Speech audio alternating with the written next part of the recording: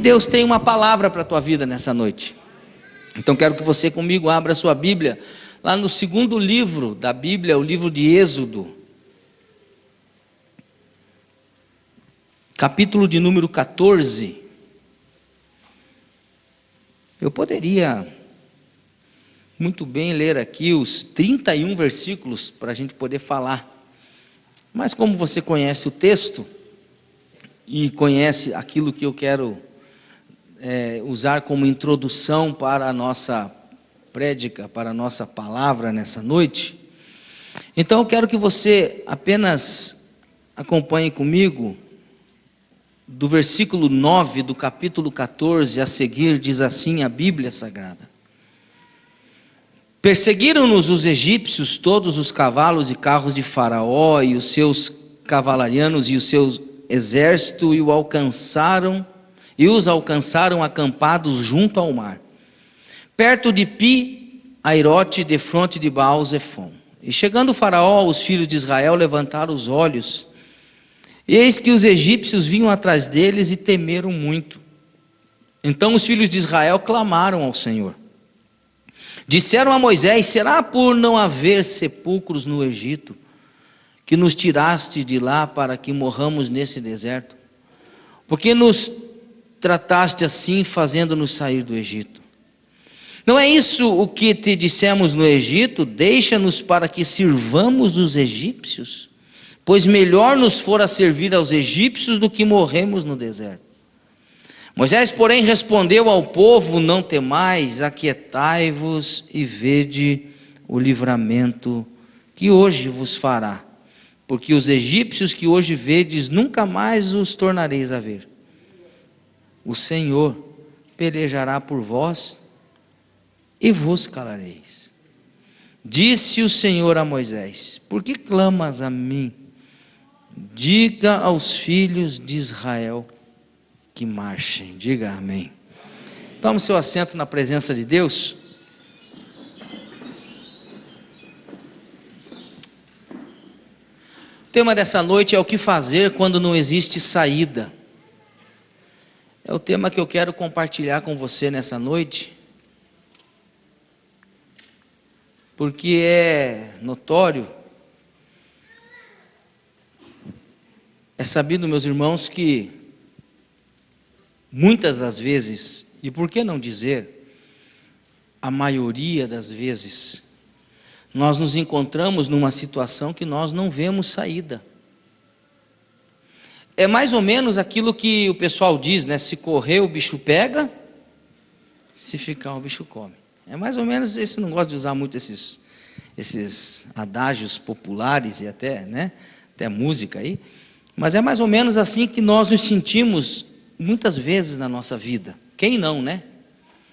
E esse dia eu postei no meu Instagram, eu disse o seguinte, fiz um post lá, dizendo que você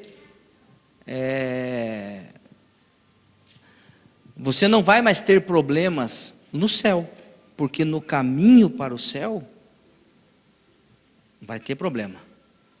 Ou seja, vai ter lutas, vai ter dificuldades. Então, muitas vezes, e não poucas vezes em nossas vidas, nós nos vemos num beco sem saída. E somos atingidos, a nossa vida ela é atingida em todas as áreas. Se nós pudéssemos ter a graça de ter a nossa vida repleta, completa, abençoada, nos 3 níveis da vida do ser, se nós pudéssemos encontrar o equilíbrio nesses 3 níveis da vida física, emocional e espiritual, certamente nós viveríamos melhor, certamente nós teríamos uma vida uma vida com mais qualidade aqui na terra. Mas infelizmente às vezes nós estamos bem espiritualmente, estamos uma fortaleza espiritual, porque nós oramos, nós jejuamos, nós lemos a Bíblia, nós vamos à igreja, fazemos parte da comunhão dos santos, da igreja de Cristo na terra, do corpo de Cristo na terra. Mas infelizmente às vezes estamos espiritualmente fortes, mas as nossas emoções estão abaladas. E pode isso, pastor? Pode. Sim, eu preciso enfatizar que você pode ser uma pessoa espiritualmente forte, mas fragilizada emocionalmente. Porque uma coisa não depende da outra, são independentes. E às vezes você pode estar muito bem nas suas emoções, mas o seu corpo físico sofre. E o salmista Davi, ele já fez uma... Se você olhar os salmos, eu não vou me lembrar qual agora, se é 38 ou 39, eu não me lembro muito bem. Mas você vai ver que o salmista, o Davi, ele fez ele parou para pensar e refletir acerca da vida. Essa é a verdade. E ele diz: deste-me a minha vida como palmos, né?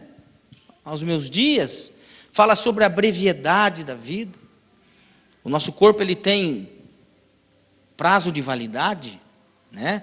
A gente envelhece, gente, né? Bom seria se a gente pudesse ficar no vigor da idade. Ah, meus 18 anos, gente. Quando eu paro para pensar, gente, eu já estou com 47. Eu sei que não parece, irmão. Porque Deus é bom, diga glória a Deus com quem trabalha. Mas eu já tive 18, já tive cabelo. Hoje eu consigo olhar assim, ó, eu vejo só, não consigo enxergar de longe. Preciso usar óculos, tenho 2 óculos inclusive, mas não uso nenhum, por causa dessa bendita máscara que fica embaçando, e ainda não inventaram aquele limpador de para-brisa para óculos, então eu não uso. E aí eu fico aqui, sabe, irmãos, a pressão sobe, a do outro já desce, e assim vai a vida, vai passando a vida. Então nós somos atingidos na vida, isso é coisa de gente, não é coisa de ser mais espiritual ou menos espiritual. Não é porque você fica doente que você não tem o Espírito de Deus, não é porque você pegou uma enfermidade que Deus não está contigo, que Deus te abandonou. Não. Então nós precisamos entender essa premissa, essa verdade. E aí nós observamos, queridos, que uma área debilitada em nossa vida acaba afetando outra, acaba prejudicando outra, e infelizmente esses períodos revelam o quão frágil o ser humano é. Essa é a grande verdade. Hoje nós temos visto isso em nosso mundo, a fragilidade da vida, que foi o que Davi disse, a fragilidade do ser humano. E aí nós vamos recorrer para a palavra de Deus. Jesus nunca prometeu moleza. O problema é que as pessoas querem uma vida mole, as pessoas querem uma vida fácil, as pessoas acham que porque estão na fé, porque vêm para Cristo, porque vêm para a igreja, não vai mais ter luta, não vai mais ter dificuldade, não vai mais ter dor de cabeça, não vai mais ter dívida, não vai mais ter problemas. E é um ledo engano, porque a verdade, irmão, o nosso foco muda, essa é a verdade. A nossa maneira de pensar muda, mas enquanto que nós estamos na terra, enquanto que nós vivemos nesse planeta terra, nós vamos ter angústia. O Salmo 34 diz: muitas são as aflições de quem? Do justo, vírgula, mas o Senhor o livra de todas. Por que o Senhor o livra de todas? Porque mesmo diante de uma situação extrema de aflição, aflitiva, nós conseguimos nos manter serenos, e entendemos o plano, entendemos o propósito, entendemos que Deus é muito mais, entendemos que a vida é mais. Inclusive sabemos que a nossa posição aqui, sabemos que a nossa estada aqui nesse local, ela é transitória, ela é passageira. O próprio Senhor Jesus disse: não andeis ansiosos quanto à vossa vida, pelo que haveis de comer, pelo que haveis de vestir.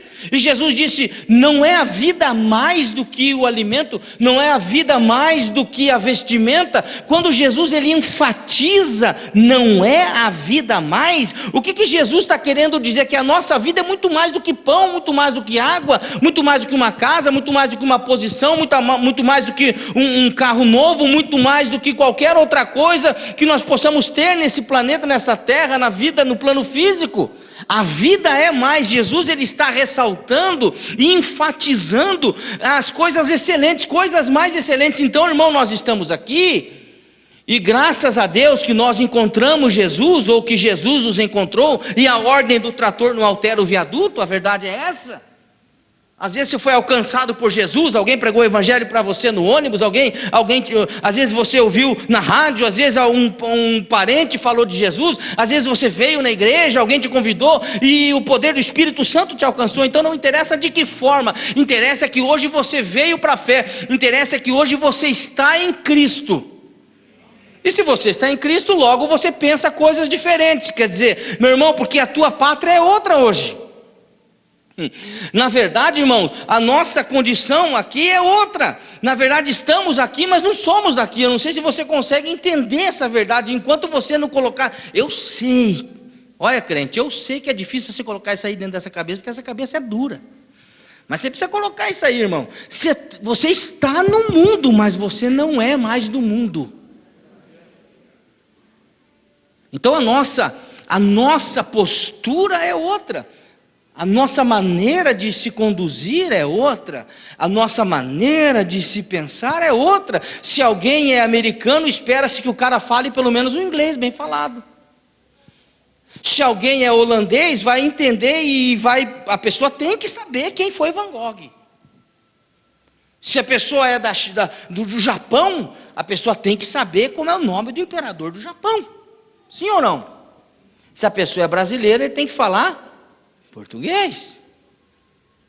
E se a pessoa é do céu, ela tem que entender a linguagem do...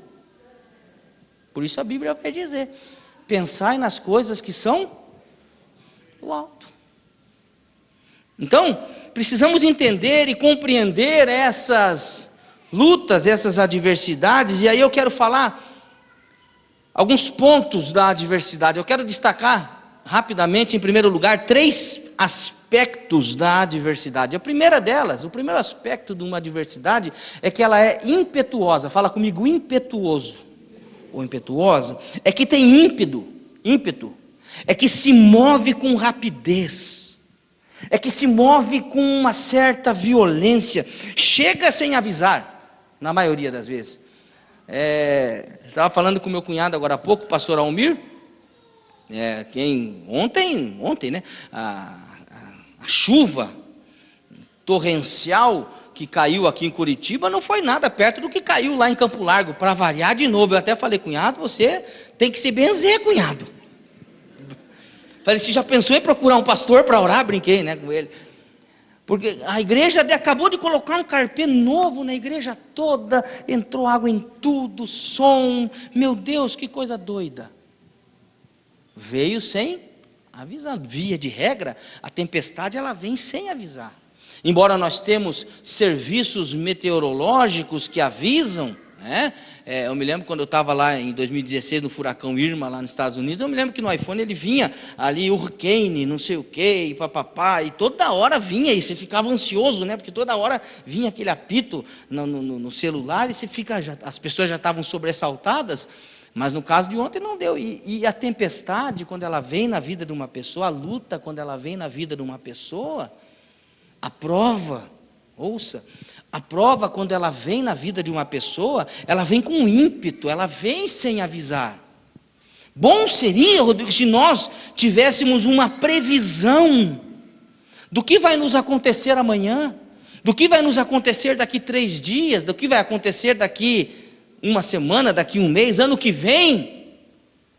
Mas não é assim. Então ela vem com ímpeto. Em segundo lugar, o segundo aspecto da adversidade é que ela nos encurrala. Ela nos deixa encurralada. A palavra de Deus vai falar do profeta Eliseu. O profeta Eliseu, certa vez, o moço, o aprendiz de profeta, acorda pela manhã, vai comprar pão na padaria, e ele vê a casa, o lugar onde eles estão, os montes cercados de cavalos, cavaleiros, homens armados, e ele volta para dentro e fala: ai, meu profeta, o que nós vamos fazer? Está cercada a cidade, nós estamos ralados. Ou seja, um homem encurralado, um homem em crise, um homem numa situação difícil. Mas o profeta, porque todo profeta é meio doido, e o profeta pede para Deus: Deus, abra o olho do moço para que ele possa ver aquilo que eu também vejo. E aí Deus abriu o olho e o moço viu. as miríades celestiais. Irmãos, se você pudesse ver, eu preguei que foi, não sei se foi domingo ou sábado, se nós pudéssemos ver, se nós pudéssemos contemplar aquilo que está ao nosso redor, irmão, porque assim, o Satanás, ele está ao nosso derredor, mais longe, mas ao nosso redor estão os anjos de Deus nos guardando, nos dando livramento. Diga glória a Deus. Os anjos do Senhor acampam-se, a Bíblia diz, os anjos do Senhor acampam-se ao redor daqueles que o temem. Ou seja, meu irmão, tem gente que está dando trabalho para anjo aí, gente, mas a verdade é que nós somos guardados por Deus e pelos anjos a serviço de Deus. Então,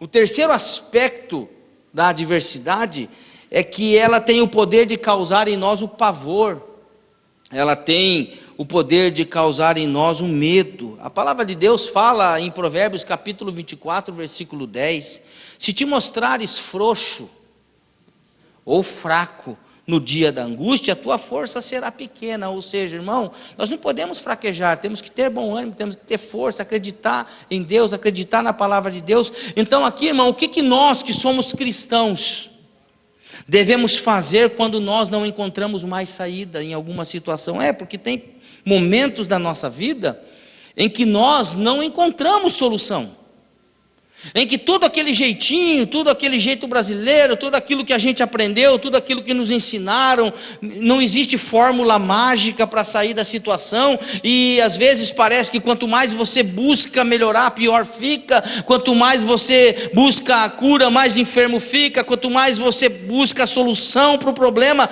mais no problema você se envolve. A Bíblia fala de uma mulher hemorrágica que sofria com uma hemorragia por muitos anos, era um tempo que ela sofria, as irmãs vão entender muito bem disso.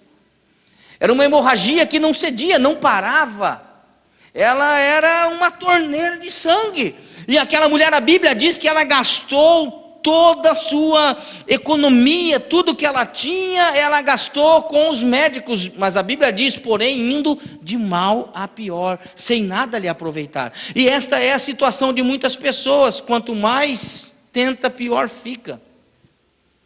Porque muitas vezes nós tentamos na força do nosso braço, e aí nós acreditamos na oração. Quem crê na oração, levanta a mão e diga glória a Deus. Mas a oração muitas vezes, irmão, por que é o último recurso para você, cristão, crente? Por que é o último recurso? Aí nós tentamos, nós fazemos, nós corremos, eu vou dar um jeito, eu vou ligar para o irmão, pedir uma ajuda, eu vou ligar para a irmã me socorrer, eu vou ligar para o vizinho, eu vou ligar até para o pastor, vou fazer, vou acontecer, vou tentar fazer. E aí quando você fala, não deu certo, ninguém ajudou, eu estou complicado cada vez mais, eu acho que eu vou precisar orar mesmo.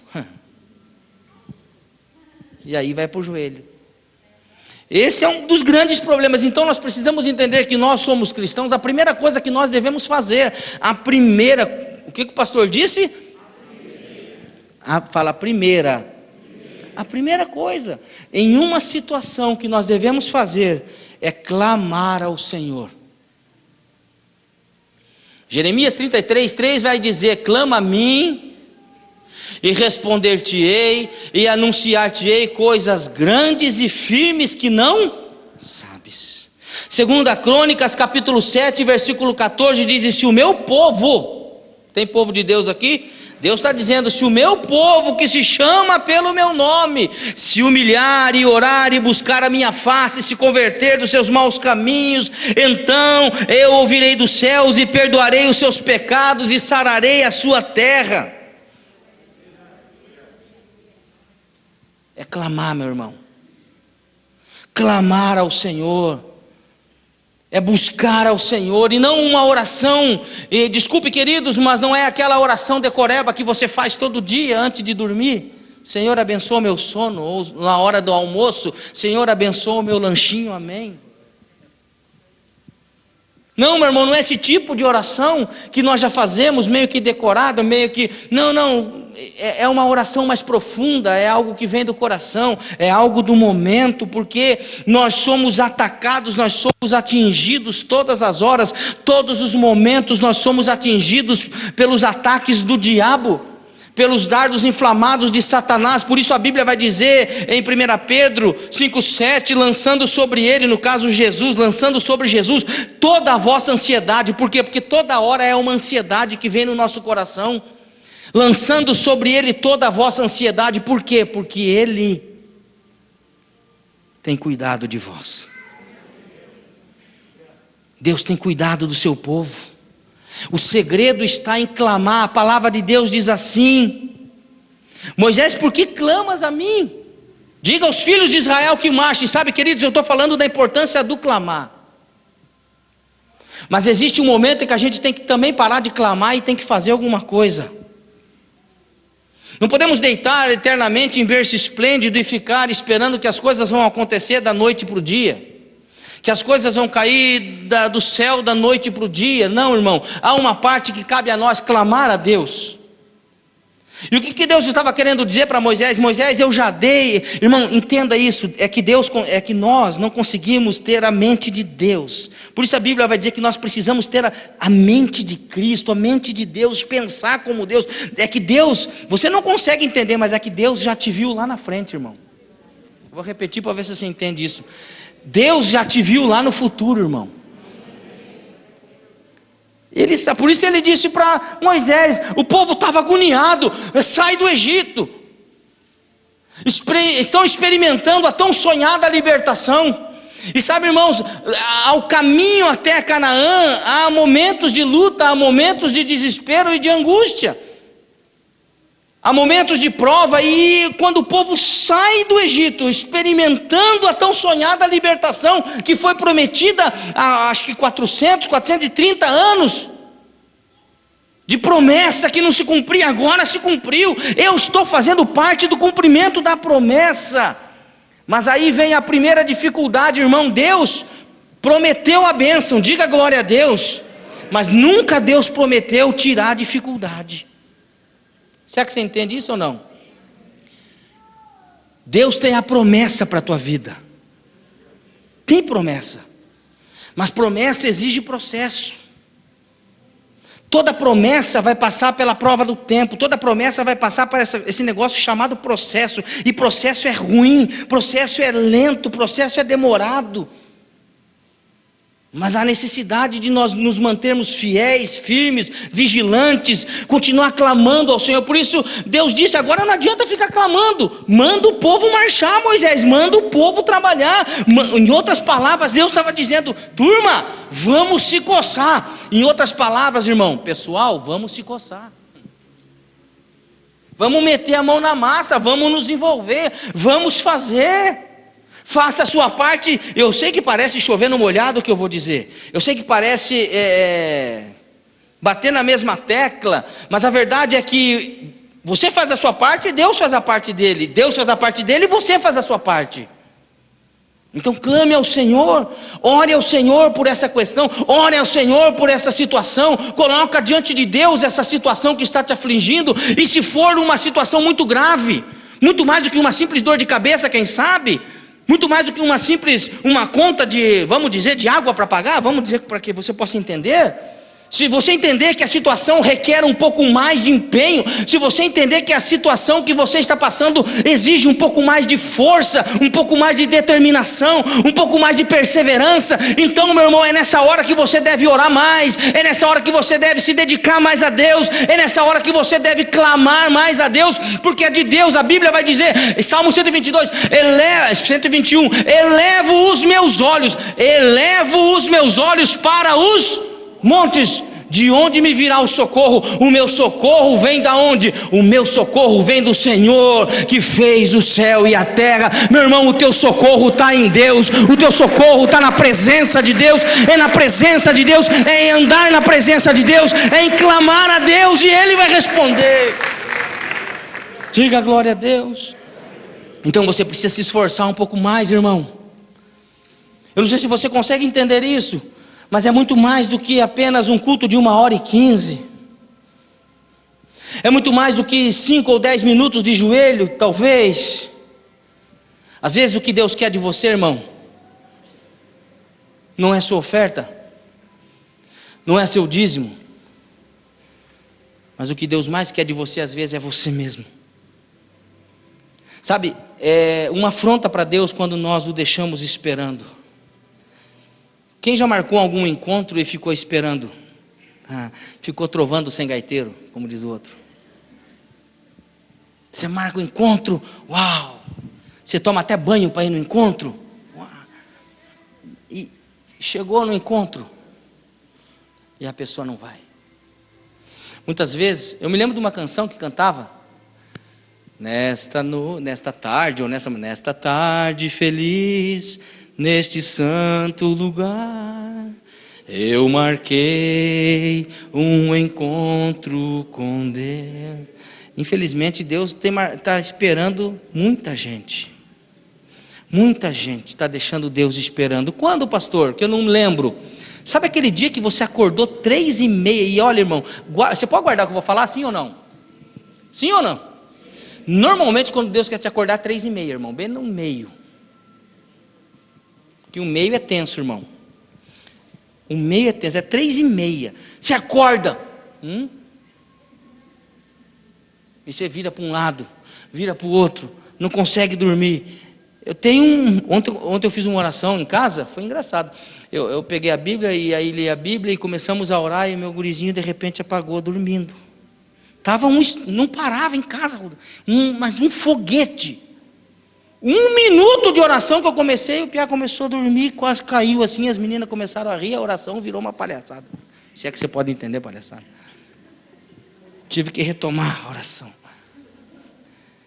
Ele dormiu. Irmão, você sabe que para insônia um bom remédio é ler a Bíblia?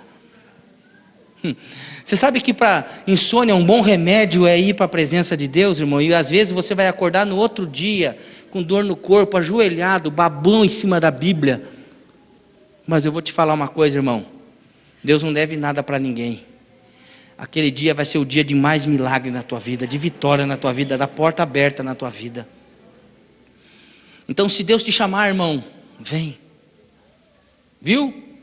Eu quero ver hoje 3h30 da manhã. Oh, glória a Deus. Eu queria ser uma mosca para poder chegar na casa dos irmãos. Eu queria ver Deus acordando todo mundo hoje. Espírito Santo incomodando. Se é que o Espírito Santo incomoda, mas aí não vai adiantar, irmão. Sai, porcaria.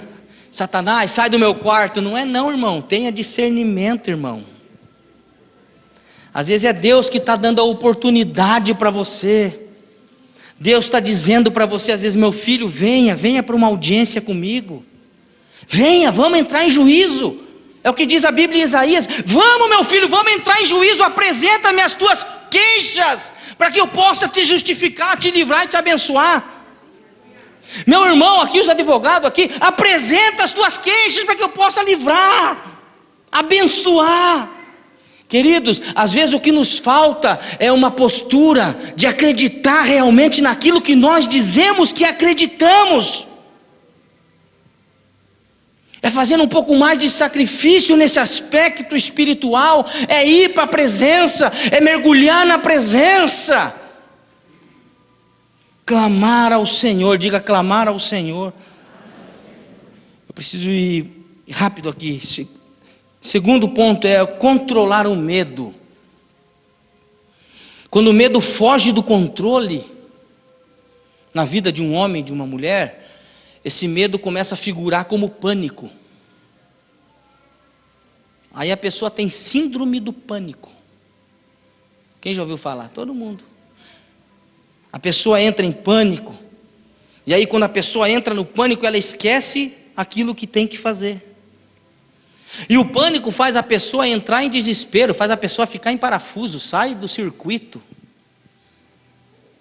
A pessoa, muitas vezes, que morre afogada é notória, é sabido que a maioria das pessoas que morrem afogadas, nem precisava morrer às vezes. Mas é porque ela entra em desespero. Alguém aqui um dia já estava na água, seja na piscina ou seja no mar, e de repente você está lá bobão, e normalmente a pessoa está feliz, ela abre a boca no mar e depois toma aqueles golão. Depois fica, é terrível. E aí você está na água, e de repente faltou o chão, meu Deus, a pessoa morre afogada. Aí outro fala, levanta logo, levanta, tá. Mas às vezes morre afogado de pânico. É admissível, guarde isso, é admissível e de compreensão que nós cristãos sintamos também medo. O medo figura na vida humana. Eu disse aqui esses dias, é uma herança edêmica do Éden, adâmica do Adão, vem lá do Éden, do Adão. Quando eles pecam, quando eles erram, o medo começa a fazer parte da história humana, o medo começa a figurar na história humana. Porque a Bíblia vai dizer, eu provo, a Bíblia vai dizer que eles fugiram da presença do Senhor, porque ele já estava com medo, Senhor. Mas quem disse para ele medo? Não existia essa palavra. É que o pecado trouxe esse tipo de coisa. Então é natural que nós, como homens e mulheres, como gente, como pessoa, é natural que nós sintamos medo. O primeiro livro que eu escrevi, eu falo um capítulo inteiro sobre o medo. Eu falo que o medo ele tem que ser eliminado ou superado. Mas a verdade é que nós não podemos ser dominados pelo medo, pelo espírito do medo. A Bíblia diz que Deus não nos deu esse espírito de medo. Deus não nos deu o espírito de temor, mas de fortaleza em Cristo Jesus. Então não devemos entrar em pânico, irmão. Eu vim dizer uma palavra de Deus para o teu coração nessa noite. Não entre em pânico, acalma o teu coração. Deus continua sendo Deus. Em terceiro lugar, não se precipitar. Devemos estar calmos, serenos, não tomar atitude precipitada, porque muitas vezes é na precipitação que a gente perde as maiores bênçãos. É na hora, muitas vezes, do calor. Eu digo o seguinte, que as pessoas são como saquinhos de chá. Você nunca sabe o que está dentro delas até colocá-las em água fervente, em água quente. Ou seja, é na pressão, é no calor da pressão que os corações se revelam. Às vezes o marido fala para a esposa, ou a esposa fala para o marido, no calor da discussão, começa a discutir, começa a falar mais, fala mais. Via de regra as mulheres falam, porque o homem é mais calado. Diga glória a Deus, irmão, pelo menos você pode dizer glória a Deus. As irmãs estão discutindo, aí o marido fala, porque não sei o que, ela fala, vai vomitar, fala mais, vai falando. Ou será que é só a minha que é assim?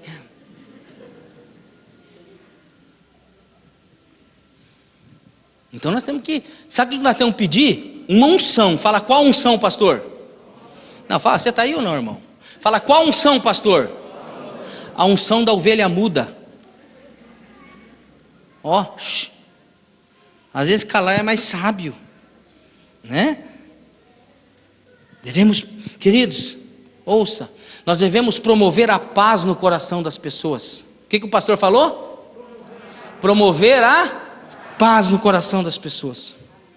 1 Pedro capítulo 3, verso 15 vai dizer, antes santificai ao Senhor Deus em vossos corações, e estais sempre preparados para responder com mansidão e temor a qualquer que vos pedir a razão da esperança que há em vós. Tem esperança no teu coração? É isso que você tem que passar para as pessoas. Esperança, paz, acalmar os ânimos, tranquilizar a turma, não jogar mais combustível, não jogar mais a gasolina na fogueira, que aí a coisa vai ficar feia, irmão. Vamos rápido, 4 aqui, porque o tempo que eu tinha já foi. Crer que Deus tem todas as saídas. Diga glória a Deus. Deus vê e sabe, irmão, deixa eu dizer para você que Deus vê e sabe as lutas que nós enfrentamos.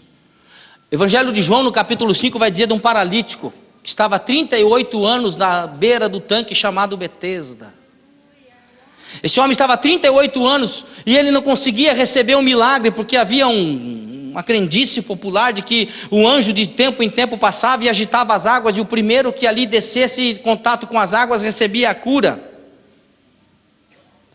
E Jesus se apresenta naquele lugar, num lugar de dor, num lugar de angústia, porque Jesus, Deus, o nosso Jesus é um Jesus de alegria, mas também Ele se apresenta nos momentos de tristeza na nossa vida. Quem sabe, meu irmão, meu amigo, você está sofrendo nessa noite por uma situação na sua vida. Jesus está nesse lugar, o Cristo de Deus, o homem de Nazaré está passando aqui, deixa que Ele toque na sua vida. E aí Ele se manifesta naquele lugar e Ele diz: você não vai, como é que é? Você não quer ser curado?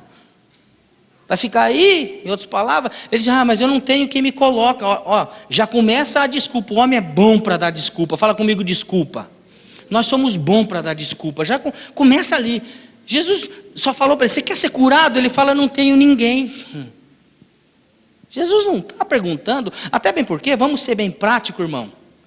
Qual era a dificuldade do camarada tomar um lugarzinho aqui? É claro que eu não vou cair para lá agora, que senão eu vou me arrebentar todo. Né? Não se preocupe. Mas mexeu a água, se joga, irmão. Se joga. O que eu aprendo? Que o cara também estava no comodismo. 38 anos o cara não fez nada, pastor Neno, para mudar a vida dele. Ele podia ter se jogado, ia tomar um banho. Alguém ia tirar ele de lá.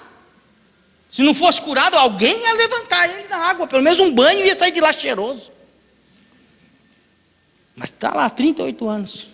Não fez nada. E Jesus chega e fala. Porque a Bíblia vai dizer que Jesus vendo, diga, Jesus vê. Irmão, Jesus vê muito do contrário do que teus familiares. Muito do contrário do que aquelas pessoas que andam com você. Aqueles que cercam sua vida, eles dizem: onde que está Deus que não está vendo? Não, Jesus vê. Jesus vê, a Bíblia diz, Jesus vendo que ele estava naquele estado. Jesus conhece a nossa situação, irmão. Sabe de todas as coisas. Deus é um Deus onisciente. É um dos atributos de Deus. Deus tem muitos atributos que são qualidades. Onipresente, que é um Deus presente. É Deus onividente, um Deus que vê todas as coisas. É um Deus onisciente, que conhece todas as coisas. Deus sabe aquilo que nós estamos passando. E Jesus opera um milagre na vida daquele homem. Em quinto lugar, não desistir de lutar.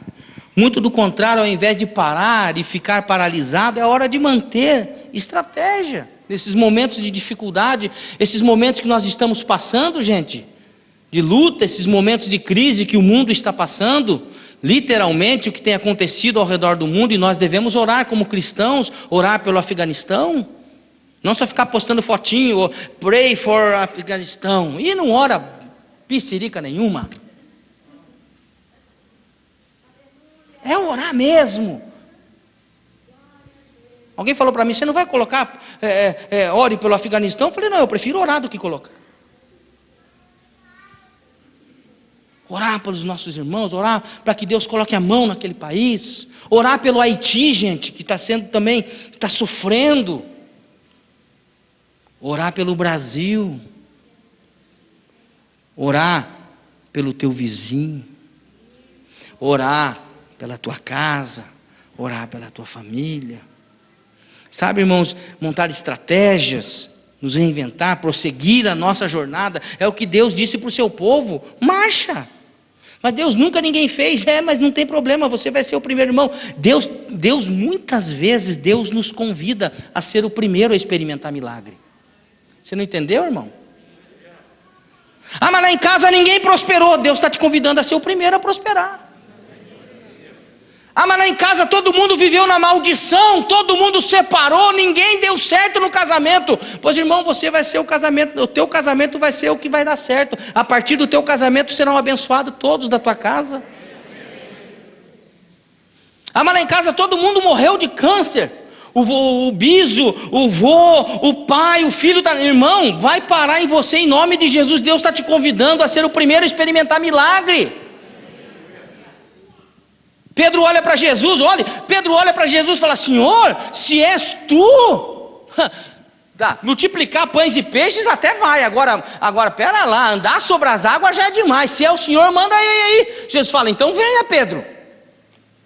E Pedro anda sobre as águas, começa a afundar. Você sabe qual é o nosso problema, irmão? Os outros ficaram lá no barco. O nosso problema é que nós queremos colocar Deus dentro do nosso barquinho, queremos que Jesus venha para dentro do nosso barquinho. E milagre só tem quando nós vamos para a água, irmão. Milagre só vem quando eu tento ser diferente, quando eu dou o primeiro passo, quando eu vou.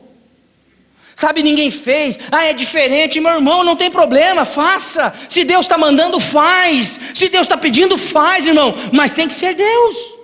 E aí tem que ter intimidade com Deus. Então é estratégia, é reinventar, é prosseguir, é não parar na jornada. E em sexto lugar, vou encerrar. Diga graças a Deus. Usar.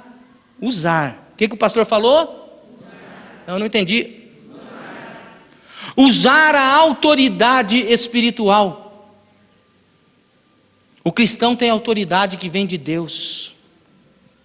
O Espírito Santo trabalha em nós. Por isso nós devemos usar essa autoridade. 2 Coríntios capítulo 10, verso 4 diz assim: porque as armas da nossa milícia não são carnais, mas sim poderosas em Deus para destruição das fortalezas, destruindo os conselhos de toda altivez que se levanta contra o conhecimento de Deus, e levando cativo todo entendimento à obediência de Cristo. Então, para encerrar, irmão, duas considerações finais. A primeira, quando não há saída para as provações que nós passamos, que você está passando, você deve saber que entre você e o inimigo, seja qual for o teu inimigo, tem um Deus presente na tua vida. Vou repetir. Entre você e o teu inimigo, seja ele de qual natureza for, tem um Deus presente na tua vida. Diga glória a Deus. E aí, pastor, e quando não tem mais saída? Não tem problema, Deus abre uma. Pastor, não vejo saída, não tem problema. Aquietai-vos, Deus abre uma. Deus abriu uma porta no meio do mar para o seu povo passar. Você acha que Deus não pode abrir uma porta para você passar, irmão, e sair do outro lado? Sim ou não? Pode ou não pode? Deus não pode abrir uma porta no meio dessa crise e fazer você sair do outro lado cantando a vitória? Deus não pode abrir uma porta do outro lado e fazer você sair cantando o hino da vitória, o milagre? Pode. Deus pode abrir uma porta, e a porta tem o teu número, irmão, tem o teu tamanho. Então nós precisamos pedir a Deus que nos abençoe, pedir a Deus que nos ajude, né? Quando a gente não sabe o que fazer, quando não encontramos mais saída, Deus é a saída, irmão. Deus continua sendo a saída. Deposita a sua confiança em Deus. E eu sempre digo o seguinte, eu vou acrescentar, aforante todas as coisas que eu falei aqui essa noite. Quando você não sabe o que fazer, tem momentos que você tem que não fazer nada. Porque você precisa entender, irmão, eu vou entrar nessa parte aqui, eu ia encerrar, mas eu preciso falar aqui agora. Que silêncio também é resposta. Não gostou, né? Não gostou. Ele está falando, calma aí. Irmãos, silêncio de Deus também é resposta. Silêncio de Deus é resposta. É que nós queremos ouvir. Quem é pai ou mãe aqui? Levante a mão. Quem já ficou sem responder algum minuto, seu filho ou sua filha? Levante a mão. Que tem hora que o negócio pega, né, irmão? Mas por quê? Mas por quê? Aí você não responde. Ponto, a tua resposta já está no teu silêncio, não vou falar nada. E às vezes, irmão, como nós somos pai, eu sei que você é um pai bom, uma mãe bacana, diga glória a Deus, você não responde nada, você só vem com o pedido, diga glória a Deus. Irmãos, não entendeu? Às vezes Deus não te responde nada, é porque Ele quer te surpreender, mas o pedido vai chegar em nome de Jesus. Bata palmas para Jesus, diga glória. Fique em pé na presença de Deus, meu irmão. Vamos orar ao Senhor. por aqueles que estão na corrente da oração das 21 semanas de Daniel. Quantos foram abençoados por essa palavra? Louvado seja o nome do Senhor. Eu quero convidar agora você a colocar diante do Senhor, nessa oração mesmo de pé, o tempo já se avança. Quero que você coloque a mão no seu coração, querido. Feche os seus olhos. Essa é uma oração que eu não posso fazer por você. Entenda. Existem orações de intercessão, que nós podemos interceder uns pelos outros. Orar uns pelos outros, e a Bíblia diz: orai uns pelos outros para que sareis. Mas hoje não, você vai orar por você, por essa situação. Agora comece a falar com Deus Todo-Poderoso agora, em nome de Jesus. Pai, em nome de Jesus.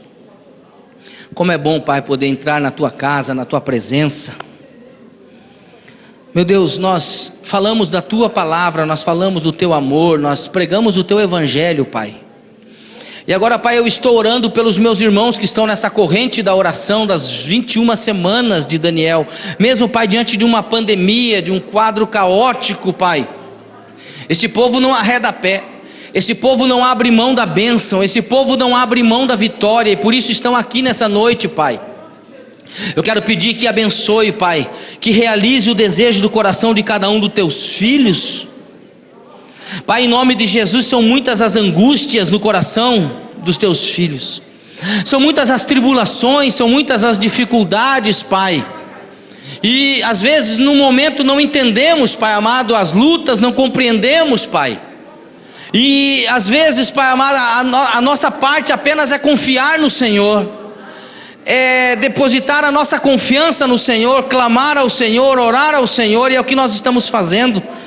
Pai, nessa noite nós fomos incentivados, impelidos, motivados pelo Teu Espírito Santo a clamar ao Senhor nessa noite, Pai. É o que nós estamos fazendo. Clama a mim, responder-te-ei, anunciar-te-ei coisas grandes e firmes que não sabes. Pai, revela aquilo que está no oculto para esse Teu filho agora, Pai, em nome de Jesus, através do clamor. A Tua palavra diz e nós nos agarramos na Tua palavra. Revela aquilo que está no oculto para o Teu filho, para que ele possa alcançar o milagre, para que ele possa alcançar a bênção. Pai, dá a receita do milagre para ele, Pai. Abençoa o Teu povo, abençoa aquele que está na campanha, Pai. Realiza o desejo do coração do Teu filho, pois nós abençoamos os Teus filhos, abençoamos esta igreja, abençoamos, Pai, com cura divina, abençoamos, meu Pai amado, com libertação, com prosperidade. Que o Senhor esteja abençoando, meu Deus amado, a Tua igreja que tem um propósito contigo. Meu Deus, em nome de Jesus, abençoamos aqueles que estão nos acompanhando lá na sua casa. Quem sabe num leito de enfermidade agora, no hospital, em cima de uma cama. Ah, meu Deus, o Senhor sabe dentro dessa casa alguém que está enfermo, doente, que a Tua mão poderosa entre agora lá naquela casa, naquele quarto, naquela sala, meu Pai, naquela UTI, seja lá onde estiver agora, meu Pai, alguém com fé orando, a minha voz, a minha imagem entrando, que a Tua bênção, que o Teu poder alcance essas vidas, Pai.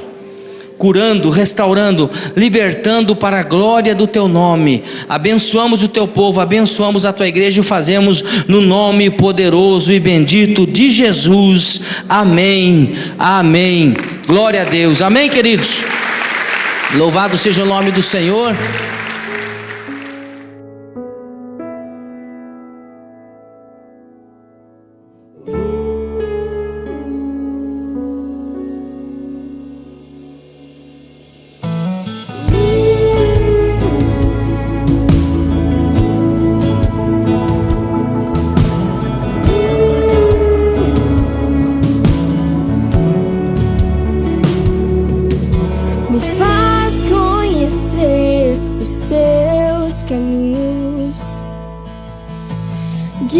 Guia-me na Tua verdade, abre os meus olhos para que eu possa ver o Teu amor sobre mim.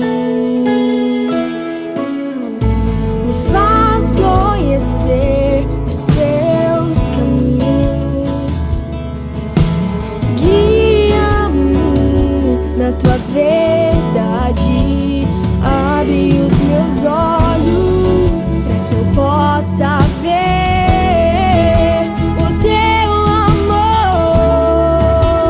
sobre